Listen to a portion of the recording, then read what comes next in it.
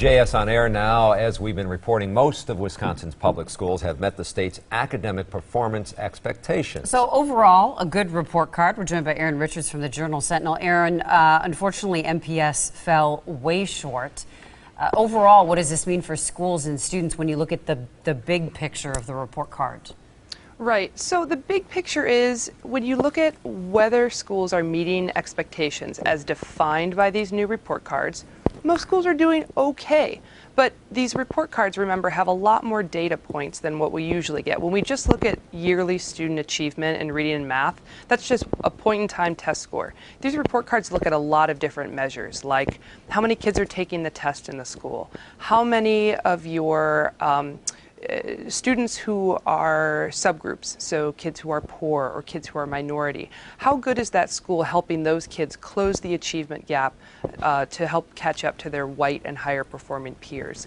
So when we look at those measures, you really break it down a lot more and you see that some schools are really struggling on some of those. And of course, those include a lot of MPS buildings, predominantly because a lot of those schools are high poverty, and we know that high poverty schools have a much tougher time meeting the grade and making the grade than schools that are wealthier. So, Erin, is that what stands out in terms of what MPS is up against, or are there problems that can be fixed?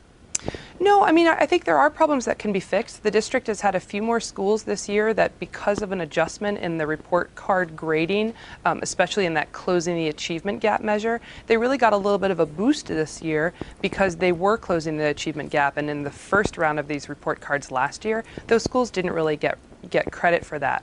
On the other hand, your highest scoring districts are, of course, your Whitefish Bays, your Mequon Thiensville schools, these suburban, predominantly white, high-performing districts that are just, I mean, they're hitting it out of the park, but a lot of it is because those kids just have a lot more advantages in the community and in home and in school than some of the MPS kids do. All right, Erin Richards breaking it down for us. Thanks so much. You can read more about it at jsonline.com. We also have a link on our website, tmj4.com.